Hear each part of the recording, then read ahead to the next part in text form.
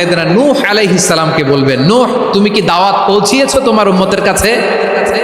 নূহ আলাইহিস সালাম বলবেন, হ্যাঁ আমি পৌঁছিয়েছি। এবার নূহের উম্মতকে আল্লাহ জিজ্ঞেস করবেন, এ নূহের উম্মতেরা, তোমাদের নবী নূহ কি দাওয়াত পৌঁছিয়েছে? নূহের উম্মত বলবে, না আল্লাহ, আমাদের কাছে কোনো সতর্ককারী আসে নাই, কোনো নবী টবি আসে নাই, কোনো দাওয়াতও আমরা পাই নাই, আপনারাও চিনি নাই, জান্নাতও চিনি নাই, জাহান্নামও চিনি নাই। নূহ আলাইহিস সালাম বিপদে পড়ে যাবেন। তখন আল্লাহ বলবেন, নূহ তুমি বললা পৌঁছিয়েছো, তোমার উম্মত বলে কিছু পায় নাই। নূহ তোমার কি কোনো সাক্ষী আছে? তোমার কথা আর তোমার উম্মতের কথা তো মিলে না। তুমি বললা তুমি আমার নির্দেশনা দাওয়াত পৌঁছে দিয়েছো, কিন্তু তোমার উম্মত বলে পায় নাই।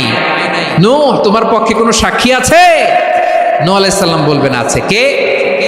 উম্মতে মুহাম্মাদি। তখন আমরা বলবো, আল্লাহ নবী নূহ আলাইহিস সালাম তিনি আপনি যা যা বলেছেন ঠিক তা তার উম্মতের কাছে পৌঁছে দিয়েছে।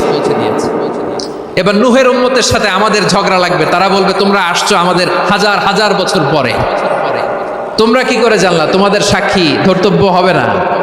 আমরা তখন বলবো, আমাদের কোরআনে তোমাদের নবীর নামে আল্লাহ তাআলা একটা সূরা নাজিল করেছেন, সূরাতে নূহ। আওয়াজ করে পড়েন আল্লাহু আকবার।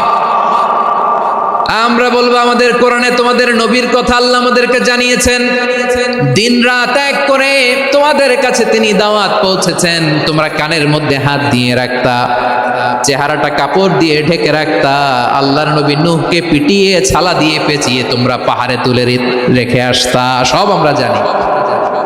আমরা যখন বলবো এই কথা, নূহের উম্মত চুপসে যাবে। তখন আমরা সত্য বলেছি কিনা এটা আল্লাহ তাআলা জানতে চাইবে বিশ্বনবীর কাছে। তখন বিশ্বনবী আমাদের পক্ষে সাক্ষী দিবেন। আওয়াজ করে বলেন আল্লাহু আকবার। এজন্য আল্লাহ বলেন, নবী আপনি হচ্ছেন সাক্ষ্যদাতা, সব নবীদের উপর আপনি হবেন সাক্ষী।